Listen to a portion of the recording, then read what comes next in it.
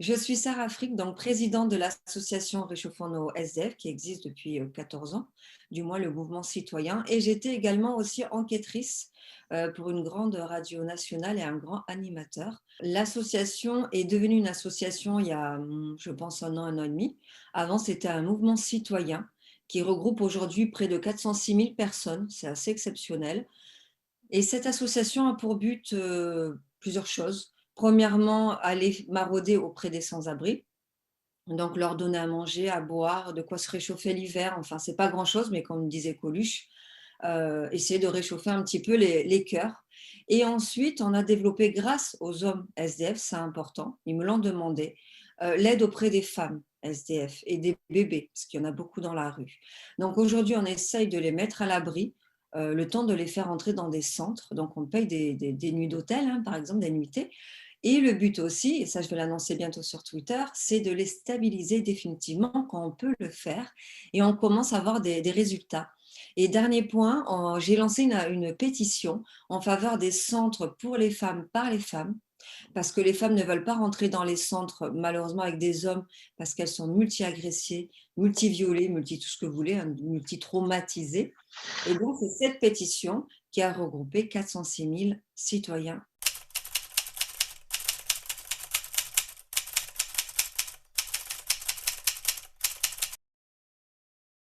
Comme j'étais chroniqueuse dans cette fameuse radio nationale, j'étais connue, mais je ne le savais même pas. Donc, j'étais personne publique sans vraiment le savoir. Et finalement, on commençait à arriver des messages, je n'ai pas compris, hein, du genre on va lâcher les chiens des SS. Donc, hyper violent en fait. Et puis, à un moment donné, j'ai découvert un dimanche, me semble-t-il, qu'une vidéo qui était dans un réseau fermé, d'où pourquoi il y a une action de justice, s'était retrouvée sur Twitter. Je ne savais même pas qui était Damien Rieu-Lefebvre. Et du coup, je vois que ma vidéo est sur les réseaux et qu'on me diabolise.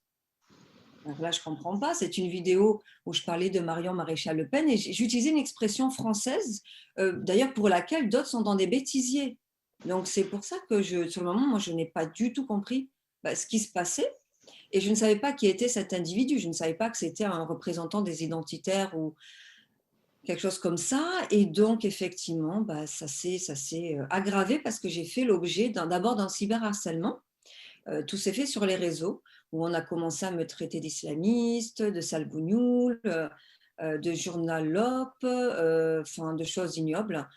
Voilà, on m'a clairement envoyé des balles 9 mm, des guns, ouais, ouais, en photo. Et puis moi, alors j'ai offert rire tellement j'étais naïve, je croyais que c'était une boîte de sushi, moi. Je n'avais pas compris. Puis j'étais dans une sorte de choc post-traumatique. Ça commençait à pas du tout aller bien, là, je ne comprenais pas cette violence. Il faut savoir que moi, dans cette radio, mon rôle était toujours d'aider mon prochain. J'ai fait rapatrier des familles de l'étranger, j'ai fait construire des maisons pour des familles où il y avait des enfants ou des personnes atteintes de handicap. Donc, je n'ai vraiment pas compris ce qui m'arrivait.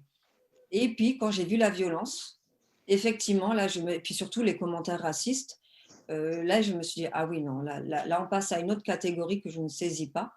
Et j'ai été très protégée par mes anciens auditeurs qui sont toujours là, maintenant mes abonnés, ma famille, et puis des agents de police. Hein, c'est assez incroyable. Et des personnes du milieu, beaucoup m'ont appelé pour m'expliquer qui était Damien Rieu-Lefebvre. Et là, j'ai compris que j'étais attaquée parce que j'étais une femme musulmane.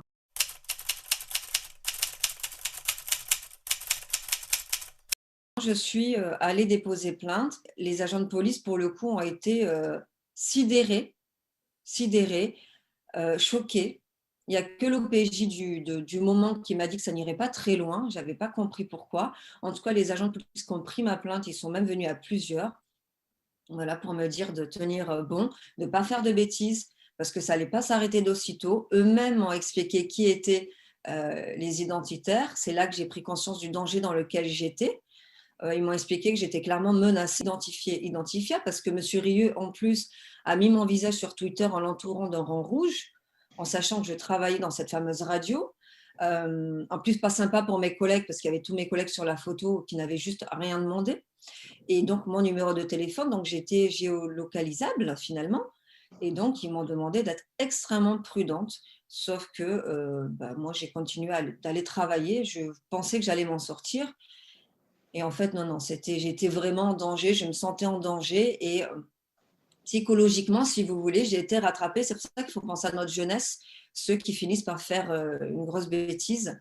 Parce que, en fait, c'est tout le temps, ça ne s'arrête pas. Et puis, va se rajouter d'autres choses. Ma vie sentimentale a volé en éclats parce que j'étais dans une telle situation de détresse que mon conjoint de l'époque n'a pas du tout su comment gérer. Je ne lui jette pas la pierre, mais c'est bien d'apprendre aujourd'hui comment anticiper. Et puis au niveau professionnel, je n'ai pas du tout été aidée, bien au contraire. Et finalement, personne ne m'a mis en accident du travail.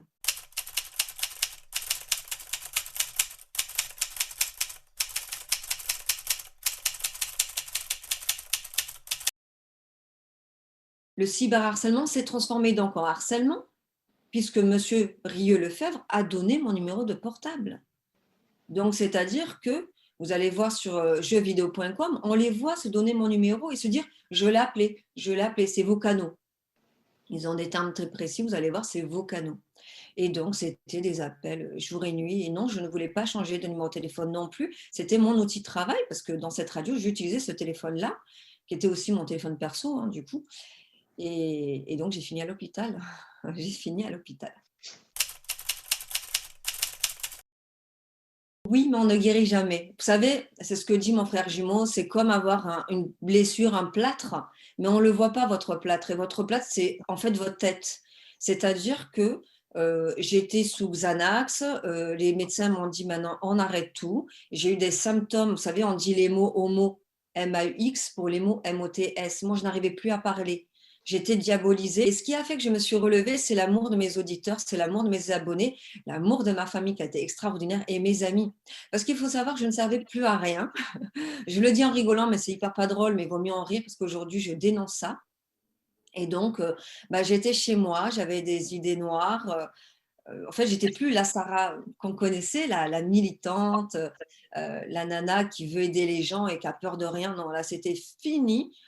J'étais devenue parano, je dormais dans mon salon. Et en fait, c'est l'amour des gens qui, tout simplement, en fait, à un moment donné, m'a fait dire OK, c'est des identitaires. Ils te diabolisent parce que tout simplement, tu représentes quelque chose de positif, que tu aimes ton pays et que ça les dérange. Alors ma meilleure réponse, en fait, ça a été de me relever. Ma mère, un jour, m'a dit: «Tu repars travailler», même si ça va pas être facile. Elle m'a dit: «Tu mets ton plus beau rouge à lèvres et tu vas travailler la tête haute. Et si tu as envie de pleurer, ça sera une fois que tu seras dans les transports. Mais tu vas y aller quand même». Et je me suis convaincue. Après, il faut dire aussi une chose, c'est que j'ai été aidée par des psychologues. Et ça, c'est ce que je conseille à nos jeunes. J'ai été suivie et encore aujourd'hui, je pense que de temps en temps, je vais aller encore consulter ma chère psychologue qui m'a aidée à ne pas faire de bêtises.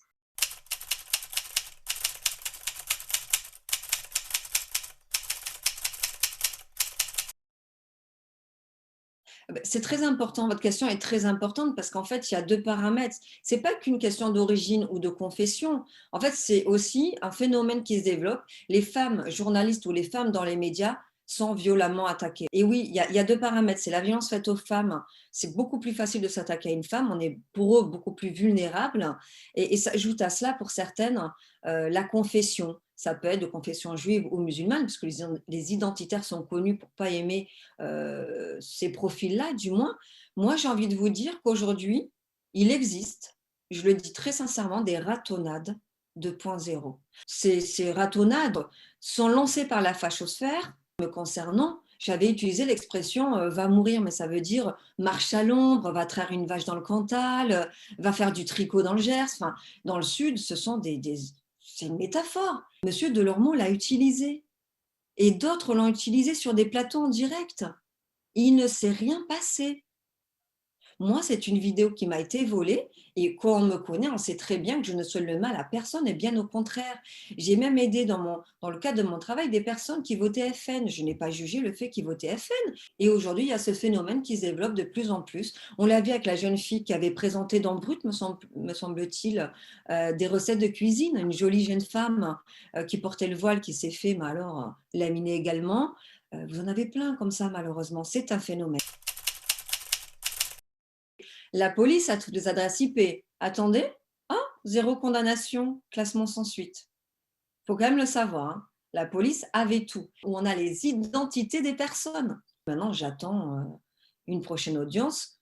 Les menaces de mort, les insultes ont été classées sans suite. Ça, c'est quand même incroyable. Quand on sait en fait qu'on a les identités, des insultes hors normes, des lames de 20 centimètres, des guns.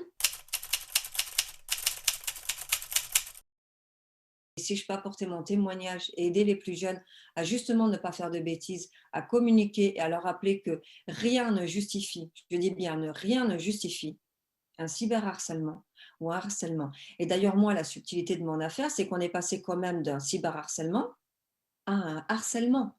Ils ont voulu détruire ma vie. Ils ont mis ma vie en puzzle. C'est-à-dire que moi, ça faisait 14 ans que je travaillais pour une radio. Ils ont demandé, ils ont tweeté, enlever la bougnoule, place à une vraie Gauloise. Enfin, quand on sait que je suis H24 sur le terrain, j'ai quelque chose à prouver, moi, maintenant. Je suis née en France et je travaille pour la nation. Et eux, ils veulent m'apprendre la vie. Mais la blague. Mais au final, je ne travaille plus.